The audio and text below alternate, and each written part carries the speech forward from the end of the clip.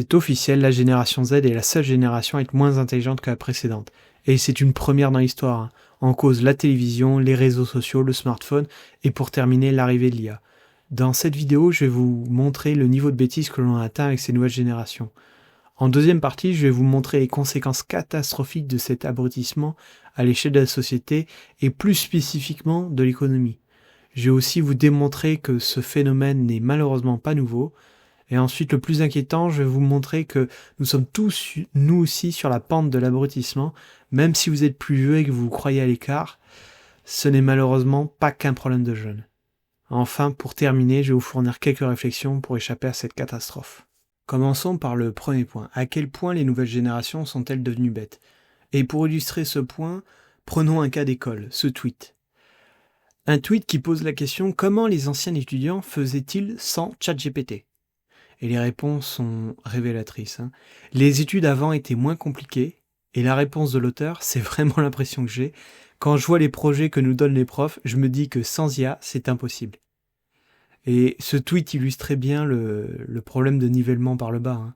Déjà, nous avons affaire à des personnes qui ont fait le choix délibéré de faire des longues études, hein, puisqu'on parle d'étudiants, donc c'est des personnes qui sont allées au-delà du bac et qui ont fait le choix délibéré d'aller au-delà du bac, qui ont envie de faire des longues études. C'est pas des gens qui sont bloqués et qui attendent d'être déscolarisés parce qu'ils sont réfractaires aux études.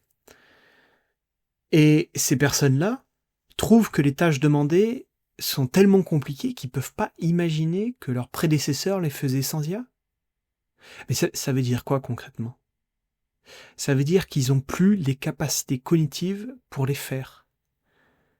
Et on parle de quelles tâches compliquées? En fait, on parle de tâches en somme basiques, des tâches qu'on demande à n'importe quel étudiant du cycle supérieur. C'est organiser ses pensées, faire des plans, rédiger, faire des synthèses, faire des mémoires. En gros, c'est des capacités basiques. Donc maintenant, penser et réfléchir, c'est presque devenu compliqué pour certaines personnes de cette génération. Et pour certains, je pense qu'on est à un niveau où je me demande si ces personnes sont devenues tellement bêtes qu'elles peuvent plus comprendre qu'elles sont bêtes.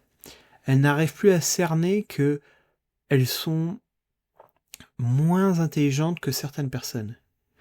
Et un autre exemple effarant, c'est ce lycéen qui demande à une personne plus âgée, alors, quand je dis plus âgée, c'est sûrement dans la vingtaine, hein, mais comment a-t-elle fait, comment a-t-elle pu réviser son bac sans IA?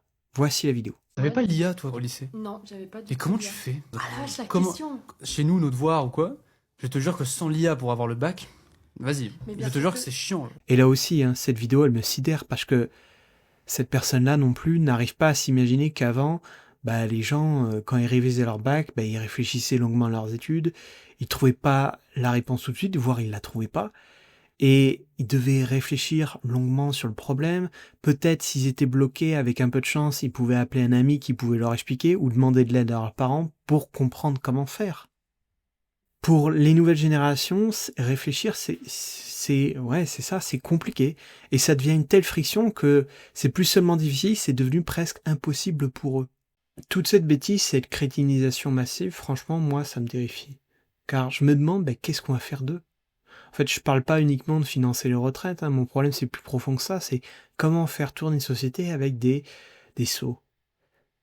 Une entreprise, une société plutôt, une société, c'est la somme des individus. Donc si on a une somme d'individus qui sont éduqués, agiles intellectuellement, compétents, on va avoir une société économique prospère, en croissance économique et pérenne. Mais si on a une société qui s'appauvrit intellectuellement parlant, qu'est-ce que ça va produire inévitablement? Cela va produire un appauvrissement du pays, phénomène que l'on constate d'ailleurs en France. Et on ne peut pas espérer créer une société complexe sur un capital humain qui s'appauvrit intellectuellement parlant. Ça n'existe pas. Ça ne peut littéralement pas fonctionner. Et ça n'a jamais fonctionné en fait. D'ailleurs, le prérequis pour le développement économique de n'importe quel pays en tout temps, ça a toujours été l'accroissement du niveau d'éducation de sa population. Avoir une population dont son niveau d'éducation augmente entraîne une augmentation du PIB. Quand son niveau diminue, on peut en conclure aussi la relation à l'inverse. C'est un pays qui s'appauvrit de plus en plus. Et le problème ne s'imite pas qu'à l'entreprise, à l'économie, à la société. Ces personnes ont perdu leur libre arbitre, leur autonomie. Elles ne sont plus autonomes, car elles délèguent leurs décisions à l'IA. Par exemple, on a de plus en plus de personnes qui ont besoin de ChatGPT pour résoudre leurs problèmes personnels. Ça me rappelle un peu les personnes qui font appel à des voyantes ou qui tirent des cartes. En fait, ces individus sont plus maîtres de leur vie. Et quelque part, ils sont devenus comme des enfants. Sauf que l'enfant n'a pas le choix de décider, car c'est les parents qui imposent par la force, en fait, leurs décisions. Là, ce sont des personnes qui décident volontairement de ne plus décider. Donc de devenir un peu des enfants, mais par paresse. Donc on va se retrouver avec une génération à la Wall-E, des personnes complètement lobotomisées, et on rigole en se disant ça n'arrivera pas, mais on va vraiment se retrouver avec une génération d'abrutis. Et il y a beaucoup de vidéos qui tournent où on voit des personnes qui n'arrivent pas à, vous savez, qui caricaturent, qui n'arrivent pas à interagir normalement, qui demandent de l'aide à ChatGPT pour faire des trucs basiques, sous couvert de blagues. Je vais vous montrer, par exemple, comme ces vidéos-là. Dans un premier temps, tu vas prendre 2 tranches de pain et les déposer dans l'assiette noire. Bien joué, tu as réussi la première étape. Maintenant, ouvre la boîte de thon. Et ça, c'est dit sur le ton de la blague, mais je pense que de mon vivant, je verrai des gens qui sont descendus à ce niveau de bêtises. On va y arriver, malheureusement. Et j'espère que tout le monde ne sera pas comme ça, mais certains, c'est sûr, vont tomber dans ce travers et vont devenir aussi bêtes que ça. Un autre point que j'aimerais aborder, c'est que même si vous n'êtes pas de cette génération Z, vous n'êtes pas à l'abri. Ce qui nous rend stupides, c'est le fait de ne pas utiliser notre cerveau. Et cela devient de plus en plus courant de ne pas utiliser son cerveau. D'ailleurs, ce phénomène d'abrutissement ne date pas d'hier. Il y a différentes personnes qui ont sonné l'alerte. Alors, en français, les plus connus, c'est l'auteur Jean-Paul Brigelli, qui a écrit La fabrique du crétin, où il dénonce la baisse du niveau scolaire. Il y a aussi La fabrique du crétin digital, qui est un autre livre qui démontre le fait que les individus qui se tournent vers leurs écrans, ça les abrutit.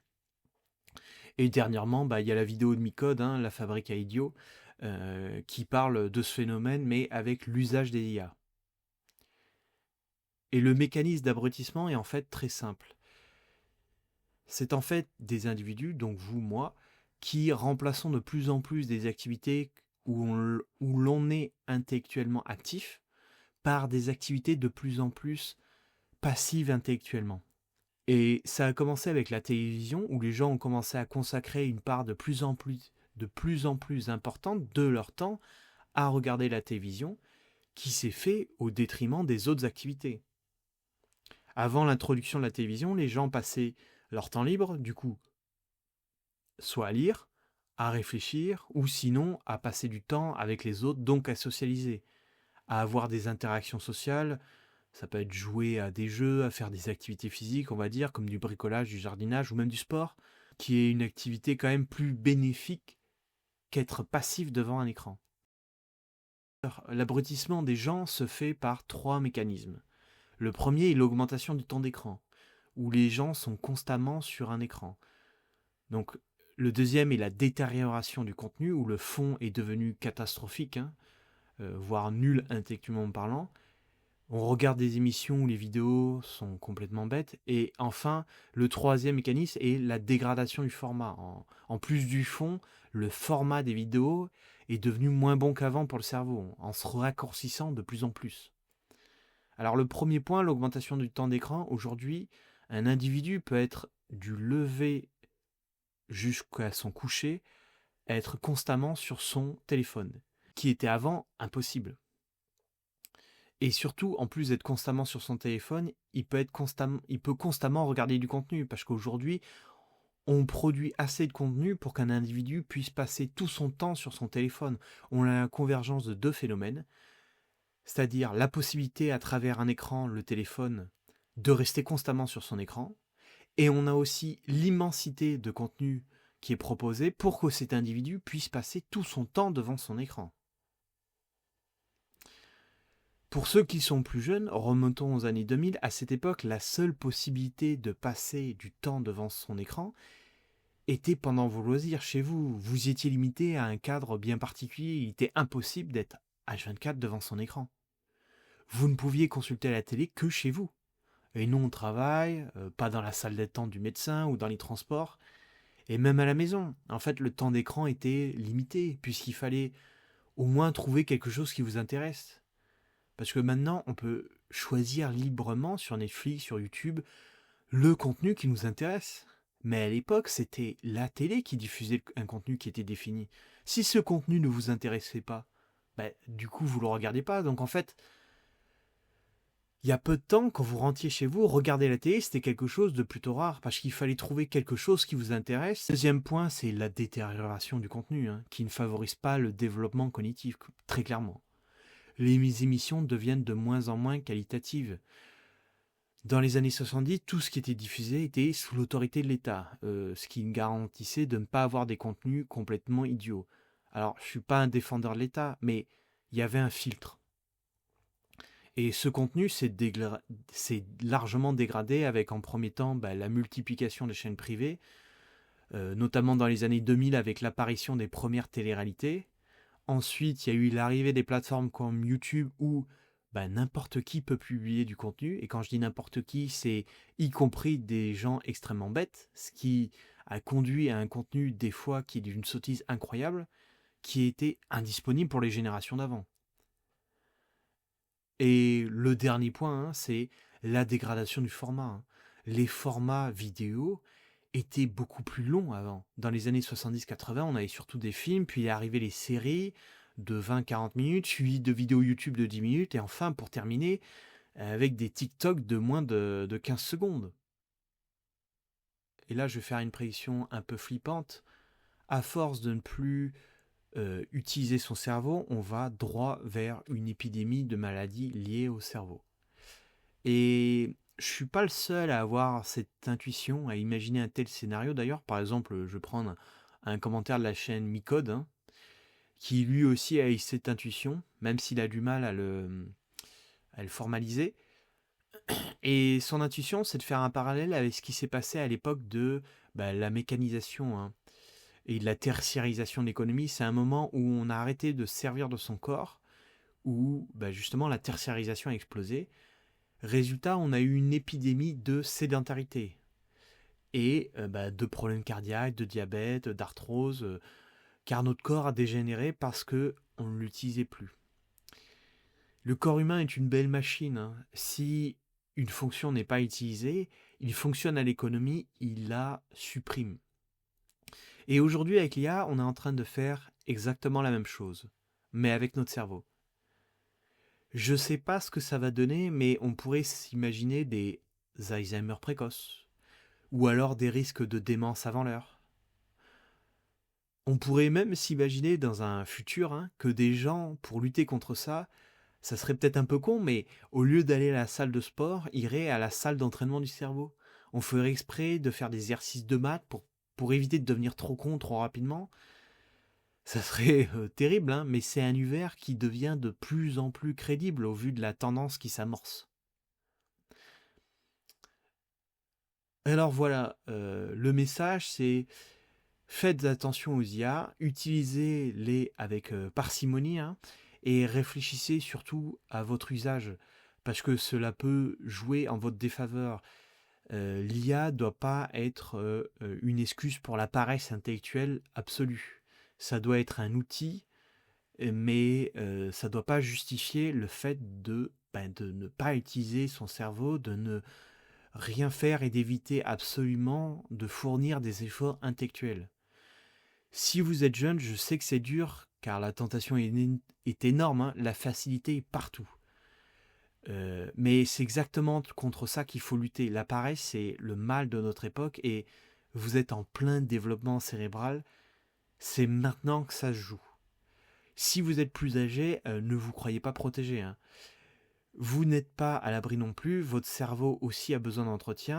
Voilà, c'est tout pour aujourd'hui, merci de m'avoir écouté. Si vous avez aimé, n'hésitez pas à vous abonner, à mettre un petit like. Et si vous n'êtes pas d'accord, n'hésitez pas à me le faire savoir, ça m'intéresse aussi. Merci beaucoup, au revoir.